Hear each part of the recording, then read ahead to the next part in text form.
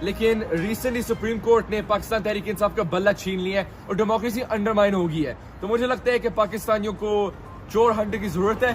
تو اس لیے میں آیا ہوں آپ لوگوں کو پریزنٹ کرنے کے لیے اس سپریم کورٹ کے جج کی لندن کی پراپرٹی.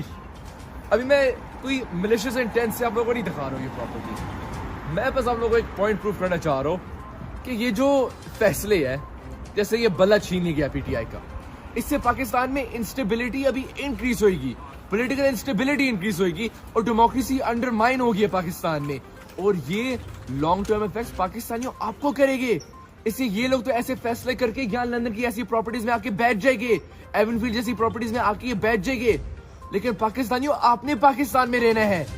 لیکن آپ لوگ فکر نہ کریں, جب بھی یہ لوگ ایسے فیصلے کر کے یو کے میں آ کے بھاگے گے میں ان کو سنبھال لوں گا. اسے میں نے تو 2-3 سالوں میں بیرسٹر بن جانے ہیں انشاءاللہ, میں نے ان کو پھر کورٹوں میں بھی گھسیٹنا ہے. لیکن پاکستانیوں, پاکستان آپ کیا ہے, یہ آپ کا مستقبل چھین رہی ہے. تو آنے والے الیکشن میں آپ لوگ بھرپور ساتھ دے جمہوریت کا, عمران خان کا, ایک نیا پاکستان کا. پاکستان ان کا نہیں ہے, پاکستان آپ کا ہے. تو آپ واپس ان سے پاکستان لیں اور ایک نیا پاکستان بنائے. پاکستان زندہ باد.